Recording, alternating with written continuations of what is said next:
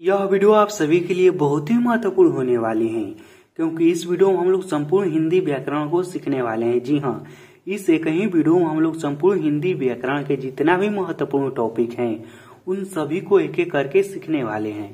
तो यदि आप संपूर्ण हिंदी व्याकरण के जितना भी महत्वपूर्ण टॉपिक हैं जैसे कि वर्ण किसे कहते हैं, शब्द किसे कहते हैं, संज्ञा किसे कहते हैं, सर्वनाम किसे कहते हैं, संधि किसे कहते हैं, समास किसे कहते हैं इत्यादि, इन सभी को एक ही वीडियो के अंदर सीखना चाहते हैं तो इस वीडियो को शुरू से लेकर अंत तक और ध्यान से जरूर देखिएगा। यह वीडियो जैसे ही खत्म होगा ना, आप हिंदी व्याकरण के इन सभी महत्वपूर्ण टॉपिक को सीख जाएंगे। तो चलिए अब हम एक एक करके इन सभी को सीखते हैं। हिंदी व्याकरण की शुरुआत होती है वर्ण से, यानी कि हिंदी व्याकरण में सबसे जो छोटा और महत्वपूर्ण टॉपिक है वह है कि वर्ण। वर्ण क्या है? वर्ण या अक्षर दोनों एक ही चीज होता है। तो देखिए वर्ण का परिभाषा यह होता है कि वर्ण वह मूल ध्वनि है जिसका खंड या टुकड़ा नहीं किया जा सकता है। वर्ण या अक्षर क्या है? तो वर्ण या अक्षर वह मूल ध्वनि है जिसका खंड या टुकड़ा नहीं किया जा सकता है।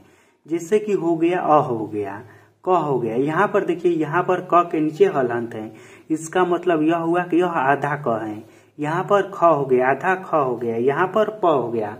तो यह सब जो है ना, यह सब वर्ण है और यह मूल ध्वनि है जिसका खंड या टुकड़ा नहीं किया जा सकता है। यहाँ पर यह जो क लिखा गया है ना, इस तरह से इसके नीचे पाई देकर, इसका आप किसी भी तरह से अब इसे दो भाग में आप नहीं बांट सकते हैं और यही मूल ध्वनि है और इसी को क्या कहते हैं? इसी को कहते हैं वर्ण। तो वर्ण का परिभाषा क्या है कि वर्ण वह मूल ध्वनि है जिसका खंड या टुकड़ा नहीं किया जा सकता है। जैसे कि अ हो गया, क हो गया, ख हो गया, ग हो गया, इस सब। ठीक है। उसके बाद अगला है शब्द।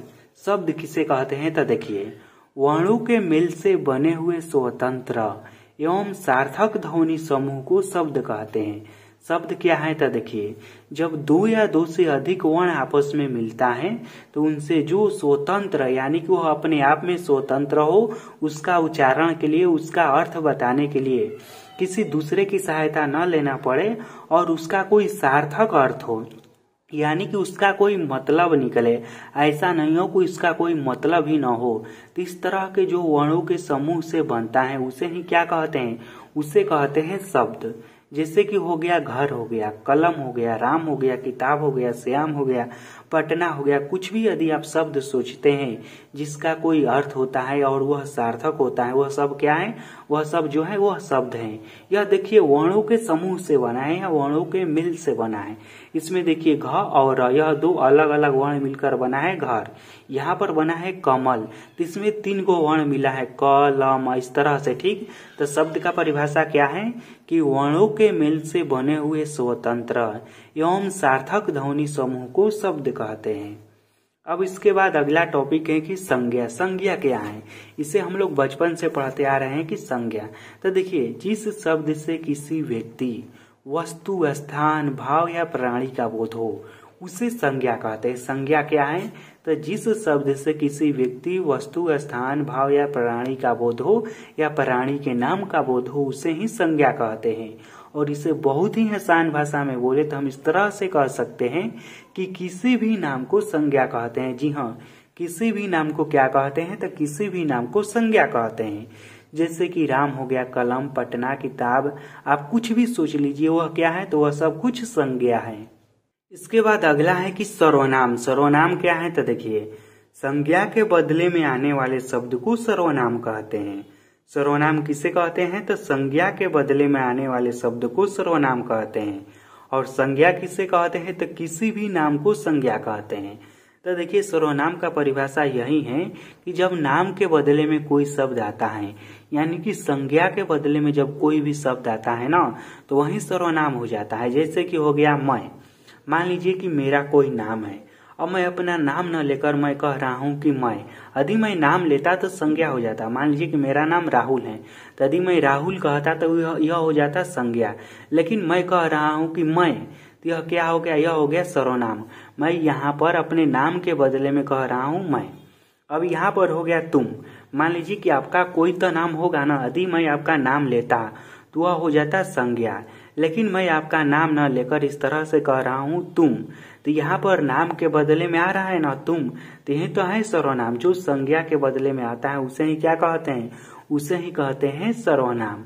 अब मान लीजिए आपसे कोई अधिक दूर है तो उसे हम कहते हैं कोई, जैसे हो गया आप हो गए, यह सब क्या है, तो यह सब है सर्वनाम। जो शब्द संज्ञा के बदले में आता है वही है सर्वनाम।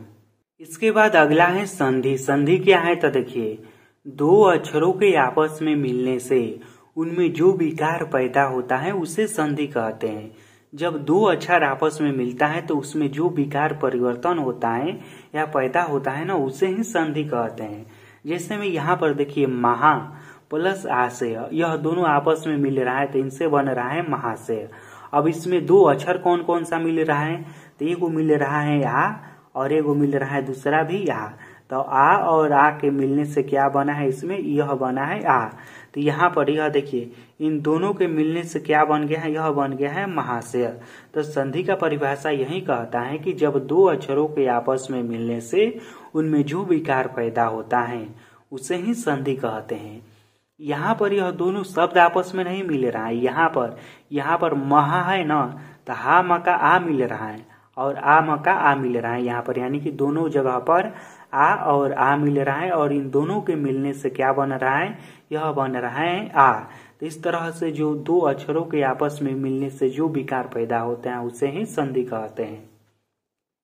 अब समास देखिए क्या है, तो देखिए दो या दो से अधिक शब्दों को आपस में मिलने से जो नया शब्द बनता है उसे समास कहते हैं। देखिए संधि में दो अक्षर मिल रहा था आपस में, लेकिन समास में क्या होता है, समास में दो या दो से अधिक शब्द मिलता है, इसमें अक्षर नहीं मिलता है। और दो या दो से अधिक शब्दों के मिलने से जो नया शब्द बनता है उसे ही समास कहते हैं। जैसे में यहाँ पर देखिए गौरी और शंकर मिलकर बन रहा है क्या, यह बन रहा है गौरी शंकर। तो यह हो गया समास, इसमें दो शब्द हो गया गौरी और शंकर। तो इस तरह से दो या दो से अधिक शब्दों को आपस में मिलने से जो नया शब्द बनता है उसे ही समास कहते हैं। उसके बाद अगला है क्रिया। क्रिया किसे कहते हैं, तो देखिए जिस शब्द से काम का करना या होना प्रकट हो उसे क्रिया कहते हैं। जिस शब्द से हमें मालूम चले कि कोई काम हो रहा हो या फिर होने वाला हो उसे ही क्रिया कहते हैं। जैसे कि खाना हो गया, पीना हो गया, सोना हो गया, खेलना हो गया, यह सब क्या है, यह सब क्रिया है। तो जिस शब्द से किसी काम का करना या होना प्रकट हो उसे क्रिया कहते हैं। अब हम समझते हैं कि विशेषण किसे कहते हैं, तो देखिए संज्ञा और सर्वनाम की विशेषता बताने वाले शब्द को विशेषण कहते हैं। विशेषण क्या है, तो संज्ञा और सर्वनाम की विशेषता बताने वाले शब्द को विशेषण कहते हैं। जैसे कि काली गाय, यहाँ पर यह गाय जो है यह संज्ञा है और इसकी विशेषता क्या है कि यह काली है।